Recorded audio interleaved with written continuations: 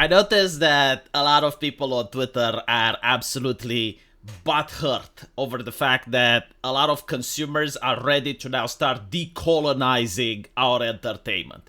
We are decolonizing the entertainment from the wokeness. We are using their language. It pisses them off and it makes us happy. Because for the past 8 years, moral busybodies have forced their way into companies. They muscle their ways into positions of influence and have been allowed to create nothing but absolute garbage. None of the products that they have made are things that we imagine ourselves watching again 10 years from now. None of the video games that they have created have any merit. They are trash at creating stuff, and as such, they need to be punished. They need to be punished financially, and they need to be punished even worse with indifference. And this is pretty much what's happening. Apparently, they're announcing that the new James Bond doesn't require whiteness. It's like, oh, wokeness. Wokeness alert. Wokeness alert. Oh, you don't know how to spot it? That's fine. You're not even part of the conversation. This is what I love about the people on the fence that don't know what's happening. Like Trump is elected, it's like, why is he making these decisions? What's going on? When did this conversation take place? It's fine. You know, you weren't educated enough to be part of the conversation. You just didn't get it. So we had the conversation without you. Remember when people were like, oh, we need to ban the fascists. We need to ban them. Well, you banned them. They went in other places. They had the conversation without you. They made their mind on what is and what isn't woke. And if they deem it's woke, then it is, right? Like, you don't need to understand it. Listen to me. Listen to me. It is, all right? Like, you just have to take it. And if it is, we're not buying it. Who is we? The consumer, the wider audience. I gotta say, I dislike woke people more than I dislike the religious people that I grew up. And I thought the religious people that I grew up were pretty bad. They were moral busybodies, complete authoritarians. The ones that I grew up with, not religious people in general, but the ones that were impactful in my life, all they did was to attack other people's hobbies. I was thinking that they get off on it. I was genuinely thinking that this is their sexuality. Like, they actually get a kick in messing with someone else's entertainment. So if you like heavy metal, it's satanic. If you like Dungeons and Dragons, it's satanic. If you like violent TV shows, they're satanic. Everything was satanic. Like, Satan had dominion over entertainment to these people. But I will tell you what, you know, at least with the Christians, they would tell you that you're not allowed to play Dungeons and Dragons because it's satanic. It casts spells, it conjures the devil, so you shouldn't play it. But at least I knew that once I become 18, I can give them the middle finger, told them to fuck off, and then I can play Dungeons and Dragons, because it's a game I love. Like, they weren't convincing me that the game was bad. No, they were just preventing me from playing it. And when I would become an adult, they wouldn't have power to prevent me, so I would just use all of my disdain, disgust, and all of those years of pent-up aggression towards the fact that they were just being killjoys and wouldn't let me have fun. I would use that in order to push them away and then just have fun anyway, right? And now I just appreciate those Christians. I appreciate them because, again, like, that was the extent of what they were doing. Meanwhile, the identity politics activists on the left, they infiltrated everything that I like. They infiltrated the Dungeons and Dragons corporations, the Wizards of the Coast, and they brought cellulitis in my game. They brought pronouns and all of their ideology where you get to sit down at Dragon Age to the table so you can hear about their mommy issues. They brought their self-insert, their narcissism. They brought Mexican orcs. And if you disagree with Mexican orcs, then you're a racist. And they will insult you and they will try to get you banned off social media. So the difference is that while the Christians were telling me I can't play Dungeons and Dragons, again, I knew that at some point I would be able to play it again. This is making Dungeons and Dragons so cancerous, so fucking cringe that no one wants to play. They're destroying the IP. They're making people disgusted with Dungeons and Dragons and they're moving on.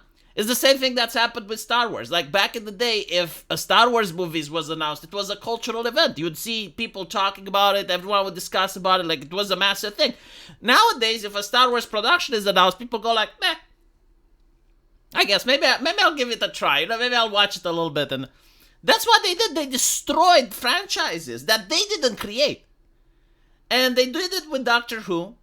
And the thing is, like, they are so arrogant. They're so narcissistic to the point where you had people telling them, like, stop it. Stop with the nonsense, because we're seeing what you're doing. Just leave Doctor Who the way it is. Don't change anything. Like, the formula is good.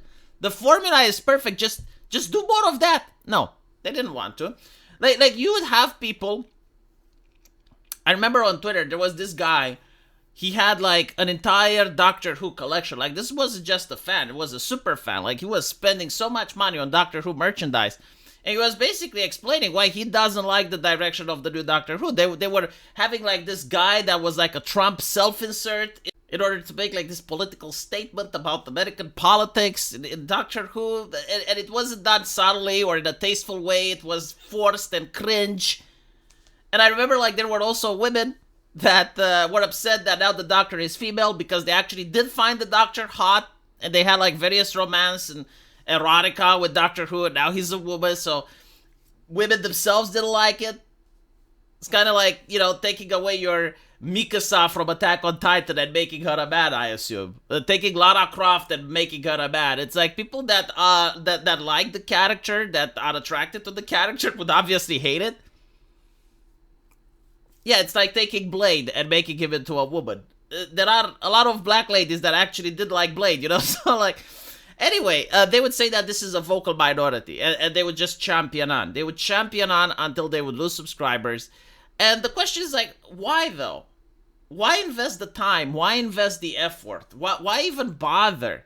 Why even having the roller coaster of emotions? It's like, it's dead, it's gone, right? So like, if you have the ability like I do to spot wokeness before it happens, you save a lot of energy. You don't get upset. You don't say, okay, well, now this is woke, I won't watch it. So when I see like, oh, whiteness is not required for James Bond, I'm like, okay, well, then my presence in the audience is not required either.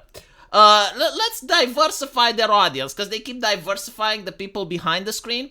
Let's diversify the audience as well. You know, if all the cisgender straight men don't go watch it, then the percentage of cisgender straight men shrinks, and they will have more diversity, right? They will have a higher percentage, higher representation among anyone else that's not a straight cisgender man. So I think, like, they love that, you know, like, they probably wouldn't like having racist money anyway, because they think we are racist. And there you fucking go. Problem solved. If you have a character, because like, this is another retarded question, but I get it all the time. So you're saying a black person in a movie makes it woke. No, that's not what I'm saying. I'm saying if the character is established of being white and you're race swapping the character, then it's woke. Because it's part of the intent. That is what wokeness is the intent to push a message, right? And the message is, if it's white, it ain't right. So like, you keep going into various productions and you're race swapping, gender swapping for no other reason than ideological. China doesn't do this. Bollywood doesn't do this. Japan doesn't do this. South Korea doesn't do this. The West wasn't doing this before 2016. Okay? This is something new. It needs to have a name. The name we chose for it is wokeness. If you don't like it, tough shit. But it's the name we're going with. So whenever I see that they're race swapping or gender swapping or making a character that's straight into a character that's gay, I'm not interested. I'm not saying it shouldn't exist. You know, by all means, find your market. Pretty sure like someone out there will like it. Hopefully you'll get your money back, but I personally am not interested at all. So if you're making a James Bond, like in fact at this point I'm not interested in James Bond anyway, even if you cast a white guy.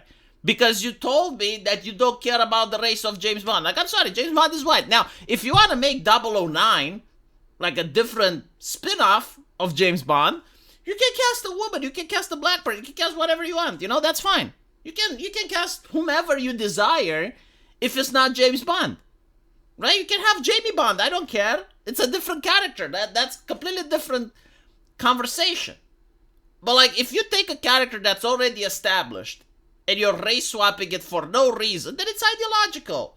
And woke people can't create. That's the problem. You had like 6 years to try and impress me.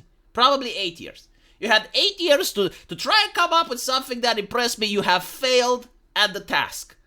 So why would I keep giving you money? Why would, like, if someone consistently delivers bad products nonstop, well, then I stop buying it. It's kind of like Bollywood, you know? But at least Bollywood has talent. Like, there are people who actually like Bollywood productions, but I have seen Bollywood productions, and it's not for me. I don't enjoy the dance scenes and the musicals and the stuff. You know, I don't find it entertaining. I'm not saying it's bad. It's just not my taste. There are other people who like it, but when I hear that something is made in Bollywood, I just don't go and watch it because I know the type of thing it is, right? Alternatively, if it has a good brand like Japan is capable of doing good production. So if I hear, oh, this thing came out of Japan, I'm like, oh, did it? Okay, let's see, right? That's how normal people go. It's called pattern recognition.